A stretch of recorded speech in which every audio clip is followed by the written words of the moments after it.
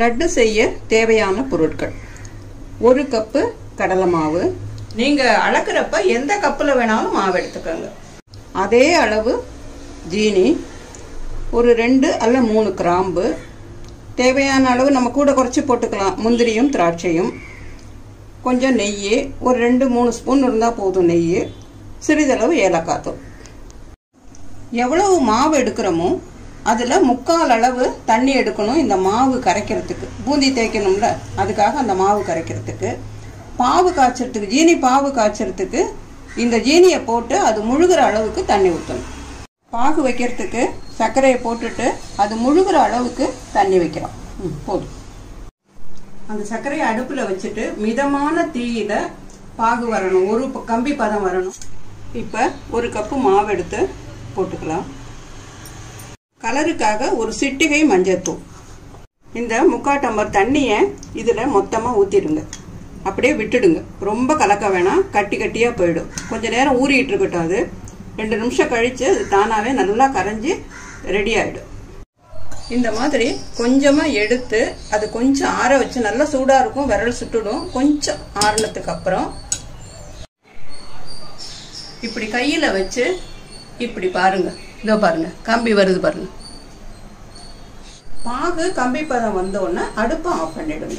ஒரு முள்ளு கரண்டியை வச்சு கரைச்சிங்கன்னா ஈஸியாக கட்டிகள் இல்லாமல் கரைஞ்சிடும். மாவு இப்போ இந்த பதத்தில் இருக்கலாம். அதாவது தோசை மாவு பக்குவம்னு வச்சுக்கோங்களேன்.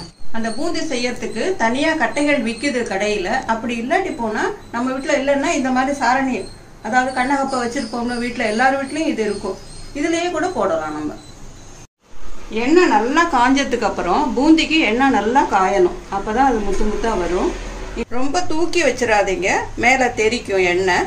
இப்படி வச்சுக்கிட்டு இந்த கரண்டியால கரைச்சி வச்சிருக்கோம்ல மாவு, அதை எடுத்து இதுல இப்படி சுத்தி ஊத்துங்க.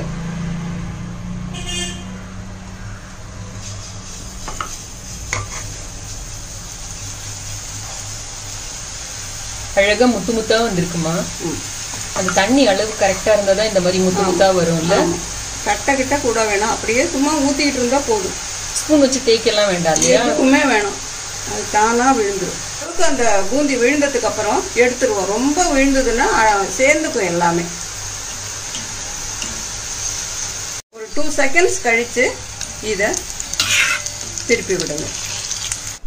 பூந்தி முறுமுறுன்னு வேகிற வரைக்கும் விடக்கூடாது. 3/4 பதம் வந்தோடனே எடுத்து பாகுல போட்டுறணும். அது பாகு சூடா இருக்கும்ல, அதுலயே கொஞ்சம் அது வெந்துக்கும். அப்பதான் அந்த பாகை அது உறிஞ்சிக்கும். 3/4 பதத்தை எடுத்து அப்படியே டைரக்டா சர்க்கரை பாகு பக்கத்துல வச்சிருக்கோம்ல, அதுல போட்டுடலாம். நம்ம இதே மாதிரி பாக்கி மாவையும் பூந்தியா தேய்ச்சிக்கலாம். ஒரு தடவையும் அந்த கரண்டியை கிளீன் பண்ணணுமாமா? இல்ல, ஒரு 2-3 தடவைக்கு ஒரு தடவை கிளீன் பண்ணா போதும். ஒரு தடவை அந்த பூந்தி தேய்ச்ச உடனே இந்த கரண்டியை தனியா ஒரு தட்டுல எடுத்து வச்சுக்கோங்க. நம்ம எடுத்து வச்ச முந்திரி, திராட்சை, கிராம்பு எல்லாத்தையும் நெய்யில வறுத்து இதோட சேர்த்துக்கலாம். 1/4 ஸ்பூன் ஏலக்காய் தூள் இதோட சேர்த்துடலாம். இந்த அளவுக்கு 2 ஸ்பூன் நெய் ஊத்திக்கி அதை கலரிடுங்க. கொஞ்சம் சூடு வெதுவெதுப்பா இருக்கும் போதே பிடிக்க ஆரம்பிச்சாதான் ரொம்ப ஈஸியா இருக்கும். இது கையில ஒட்டாம இருக்கிறதுக்கு கொஞ்சம் அரிசி மாவு கையில தடவிக்குங்க. அதுக்கப்புறம் இதை பிடிக்க ஆரம்பிங்க. நல்லா அழுத்தி இப்படி பிடிங்க. லைட் சூடாதான் இருக்கு, ஈஸியா பிடிக்க முடியும். இங்க பாருங்க, அருமையா பிடிக்க வருது பாருங்க. பெரிய சைஸ் வேணுமோ, எந்த சைஸ் வேணுமோ அதுக்கு தகுந்தபடி நீங்க பிடிச்சுக்கங்க. ஏமா, இந்த லட்டு இப்ப புதுசா பண்ண ஆரம்பிக்கிறாங்கன்னு வைங்களேன், இதுல என்னெல்லாம் தப்பு வரதுக்கு வாய்ப்பு இருக்கு, அதுக்கு எப்படி அட்ஜஸ்ட் பண்ணலாம்னு சொல்லுங்களேன். முதல்ல இது எண்ணெய் சரியா சூடாகாம இருந்ததுன்னா அப்படியே கட்டி கட்டி கட்டியா சேர்ந்துக்கும். அது அப்படியே உருண்டை உருண்டையா சேர்ந்துக்கும். தனியா பூந்தி பூந்தியா அது ரவுண்ட் ரவுண்டா முத்து முத்தா விழாது. அதனால நல்ல எண்ணெய் காய வச்சுதான் பூந்தி போடணும். அப்படியே இருந்தாலும் சில நேரம் வால் வாலா வரும். மாவு கொஞ்சம் முன்ன பின்ன கரைச்சிருந்ததுன்னா கரெக்டாக அந்த 3/4 டம்ளர் தண்ணி ஊற்றி கரைச்சா கரெக்டாக முத்து மாதிரி வரும். கொஞ்சம் முன்ன பின்ன செய்திருந்தோம்னா மிக்சியில் போட்டு ஒரு அடி அடிச்சுக்கிட்டு அதுக்கப்புறம் இதில் போட்டு பிடிச்சிடலாம். மொத்தமா எல்லாத்தையும் போட்டு அடிக்கணுமா, இல்ல கொஞ்சம் எடுத்து மிக்சியில போட்டு பிடிக்கணுமா? எடுத்து.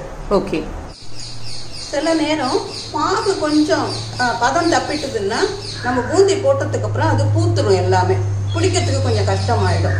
அப்போ ஒரு 2 ஸ்பூன் தண்ணி தெளித்து அடுப்பில் வச்சு மறுபடியும் கிளறுங்க. கிளறி அதுக்கப்புறம் பிடிச்சிங்கன்னா அருமையாக வரும். சில நேரம் பிசுக்கு பிசுக்குன்னு கையில் பிடிக்க வராமல் இருக்கும் அந்த பாகு வந்து. அப்பவும் அடுப்பில் வச்சு கொஞ்சம் நேரம் கிளறுங்க. கிளறிட்டு ஒரு ஸ்பூன் அரிசி மாவு பக்கத்தில் வச்சுக்கிட்டு கையை அதில் நல்லா தொட்டுக்கிட்டு பிடிச்சிங்கன்னா நிமிஷமாக பிடிச்சி எடுத்துடலாம். கொஞ்சம் ஆறணுன்னா சரியாக பிடிக்க வராமல் இந்த மாதிரி உதிரும். அப்போ கூட நீங்கள் அடுப்பில் வச்சு கொஞ்சம் அதை சூடு பண்ணிக்கிட்டு உடனே பிடிக்க ஆரம்பிக்கலாம். அம்மா, இது எவ்வளோ நாள் வரைக்குமா வச்சுக்கலாம்? 1 வாரம் வரைக்கும் வெளியில் வைக்கலாம். ஏன்னா பாகில் போட்டிருக்கிறதுனால. அதுக்கப்புறம் அது பூசணம் பிடிச்சி போயிடும். ஃப்ரிட்ஜில்னா அடுத்த 15 நாள் வரைக்கும் நல்லாயிருக்கும். நம்ம எடுத்த மாவு அளவுக்கு இதே மாதிரி 5 அல்ல 6 லட்டு வரும். அப்பனா 100 கிராம் கடலை மாவுக்கு 5 இல்ல 6 லட்டு வரும் கணக்கு. அந்த கணக்குல நமக்கு எவ்வளவு தேவையோ அந்த அளவுக்கு மாவு போட்டுக்கலாம்.